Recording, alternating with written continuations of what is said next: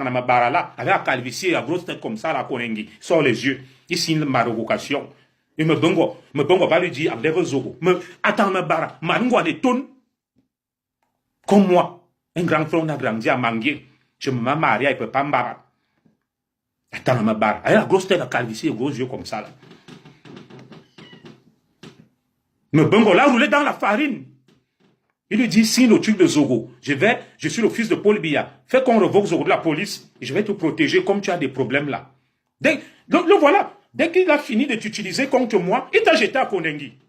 C'est bien fait pour toi, Achika Ngongoli. Toi, Tangamabara. Moi, je ne te défends pas. Achika Ngongoli. C'est bien fait. Voilà ton Mbongo là-bas. Restez là-bas à Konengi. Restez là-bas. Un faible d'esprit. Tu laisses manipuler par Mbongo. Un méchant.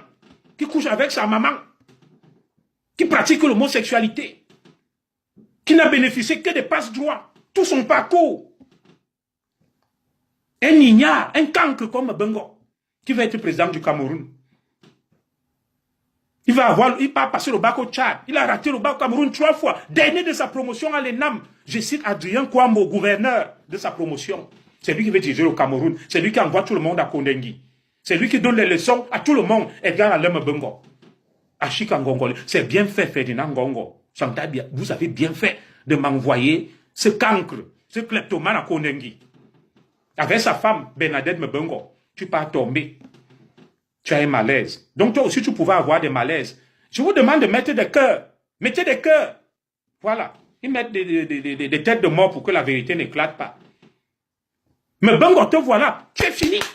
À Konengi. J'avais dit aux gens, quiconque s'attaque à Zogo, dans la sauce. À Tangamabara, cet attaquant, moi, il a signé ma révocation. Dans la sauce. Mbarambara Victor Hugo, paix à son âme, patron de la police de police, il s'est lié à Bengo. Dans la sauce, il est mort pauvre, anémie sévère, dans la misère totale. Le seul nom, paix à son âme, hein, je ne me moque pas de lui, nous allons tous mourir. Mbarambara Victor Hugo, le seul nom qu'il avait dans la bouche, le commissaire Zogo. 10 ans après mon départ à la police, il passe à Canal de commissaire Zogo. Je vais rédiger mes mémoires, commissaire Zogo. Voilà des gens qui sont dans la police. Donc, commissaire Oignon, milliardaire, Maramba ne parle pas de lui. Le seul nom qu'il avait dans la bouche, Junior Zogo. Qu'est-ce que je leur ai même fait? Je leur devais quoi? Ils ont vu mon nom dans la sorcellerie. Zama. Tout ce qui s'attaque à moi, dans la sauce. Mbengo, dans la sauce, Atanmabara, dans la sauce, Mbarambara Victor Hugo, dans la sauce. Il y a un là, qui a été manipulé aussi par Mbengo. À l'époque, on l'appelle le commissaire divisionnaire Messinjan, lui. Cet autre homosexuel, il a été commissaire central, patron de la police des frontières et tout ça là. Il a un diabète à la phase finale. Il n'est plus qu'une loque humaine. Jean-Louis Messing, cet homosexuel, toutes les femmes sont parties. Il est parmi les gens qui ont œuvré. Il y a une autre là, qu'on appelle Nzimba Jacqueline. Elle était à l'époque commissaire de police principale. Dieu va rendre justice. Et puis, Elonglobe James, qui était le secrétaire permanent du conseil de discipline, bourré de haine. Il est à la DGRE, le Sénat, service secret. C'est le tueur, le chef de la cellule chargée des opérations spéciales. Le commissaire divisionnaire Elonglobe James. Les voilà. Il y a mon oncle Osoron Nanaremi qui a participé aussi à ça. Il m'a demandé pardon. Moi, je ne souhaite du malheur à personne. Mais Dieu me rend justice. Dieu me rend justice. Je suis un Mangissa. Béni de Dieu à ça. Je suis béni de Dieu. Ils ont voulu me faire du mal. J'ai quitté le Cameroun par pirogue pour la Guinée équatoriale. Mais Bengo a bloqué tout. Mes passeports, ma carte professionnelle, tout. Des petites miettes que j'avais dans mon compte.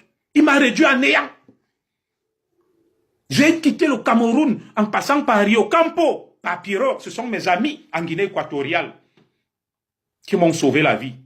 C'est le lieu et l'occasion ici pour moi de remercier mes camarades avec lesquels j'ai fait l'école de police, notamment le commissaire Roulian Ondonkoum qui m'a aidé. À l'époque, il était secrétaire d'État à la sécurité et directeur de la sécurité présidentielle.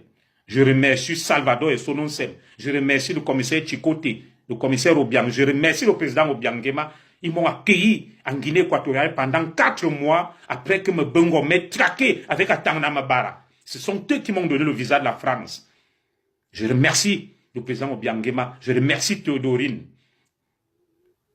je remercie toutes les autorités équato-guinéennes, je remercie ma sœur, l'épouse du président Obiangema, qui est une étonne de Guinée équatoriale. On les appelle les Obouk. Elle nous a protégés. Elle a dit à papa Obiangema, protège ce jeune homme. Il n'a rien fait. À Tangamabara, à l'époque où mon camarade Roulian Ndonkoum, commissaire, secrétaire d'État et directeur de la sécurité présidentielle d'Obiangema, a voulu me faire intégrer la garde rapprochée d'Obiangema. Me Bengo a envoyé à Tangamabara. Il était déjà ministre des Affaires étrangères en Guinée équatoriale. Lui dit, si tu gardes Zogo là-bas, le Cameroun déclenche la guerre. Vous ne connaissez pas ces deux gens-là. Me Bengo a Tangamabara. Des monstres, des méchants, des méchants. Mais Bengo, tu payes le prix de ta méchanceté. Toi, Tangamabara, tu payes le prix de ta naïveté. Tu t'es fait rouler par un méchant qui couche avec sa propre mère. Edgar Alain Bengo, il couche avec sa propre mère. Perd son âme. La mère Bengo, je ne m'attaque pas à elle, mais c'est une vérité qui fait mal. Mais je vous le dis, Bengo coucher avec sa propre mère pour le pouvoir. Les gars, voilà ce Cameroun-là dont les gens veulent hériter. Ils disent qu'ils sont forts, ils veulent diriger le Cameroun.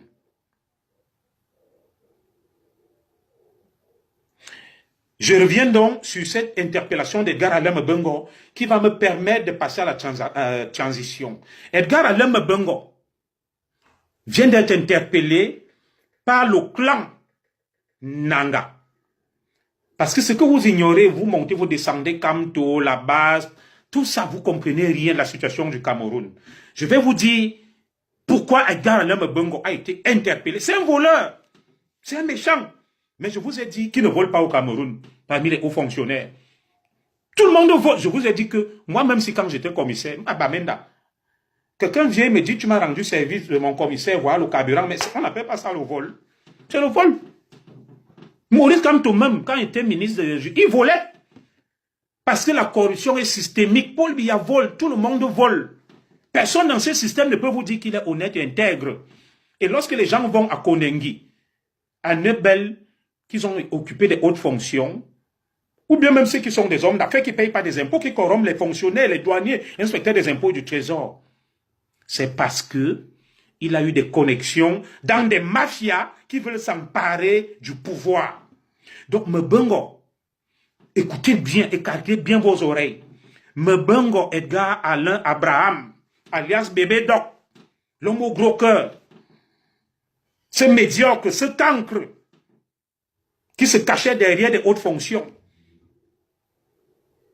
cet adepte de la belle vie, cet épicurien, Edgar Alain Mbengo Abraham, est mis en difficulté par le clan Nanga et Boko, qui actuellement a fait main basse sur le Cameroun, verrouille et contrôle tout.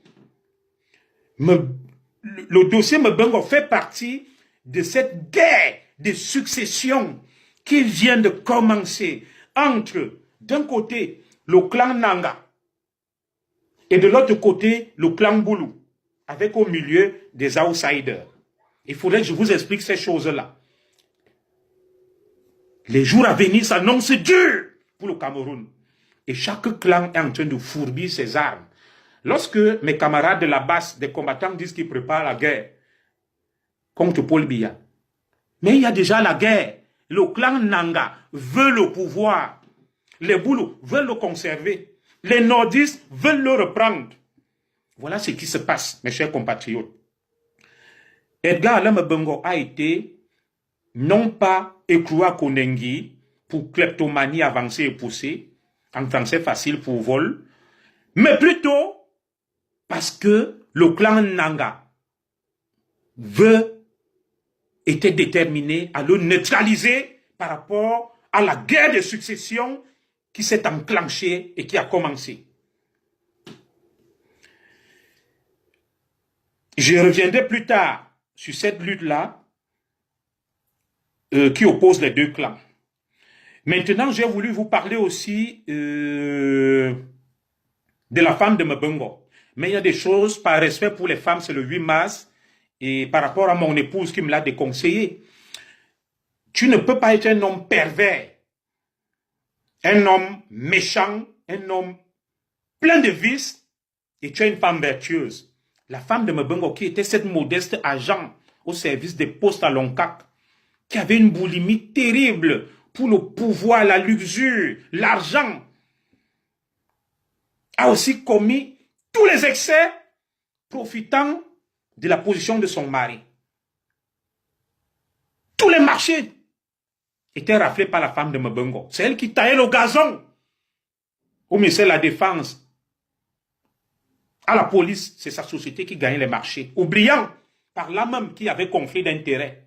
Je vous dis, là où elle simule la maladie là, mes chers amis enquêteurs du TCS, je compte sur toi, Oko Petit, tu es très intelligent. Est-ce que Mbengo pourrait s'imaginer un jour que c'est toi qui vas le clouer au pilori? Lorsque tu étais commissaire en Colmé-Seng, là, on est sorti de l'école de police, on traînait, tu nous recevais. Un grand frère bien, Oko Petit. Tu défilais, Mbengo te regardait de travers. Il était hautain arrogant. La vie est ainsi faite. Ceux qui pensent là qu'ils sont arrivés. Mbengo était le patron tout puissant. Oko Petit était un petit commissaire modeste. Mais aujourd'hui, c'est Oko Petit, le chef des enquêteurs du tribunal criminel spécial, qui clôt au pilori son ancien patron Edgar Alain Mbengo. Pour ceux qui pensent que la vie, non, la vie n'est pas simple. Et dans la vie, on n'est jamais arrivé. Celui qui pense là que, oh, j'ai fait du mal à Junior Zogo, je l'ai envoyé en exil, je l'ai enlevé comme commissaire, ils seront surpris peut-être demain. Qui sait?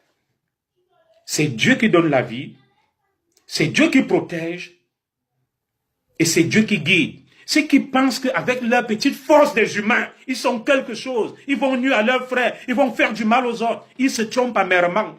Voilà Edgar Alain Mbengo, coincé par un modeste commissaire à l'époque, qui serrait les talons et se mettait au garde à vous, au Copétis, quand Mbengo passait. C'est lui qui l'a coiffé au poteau.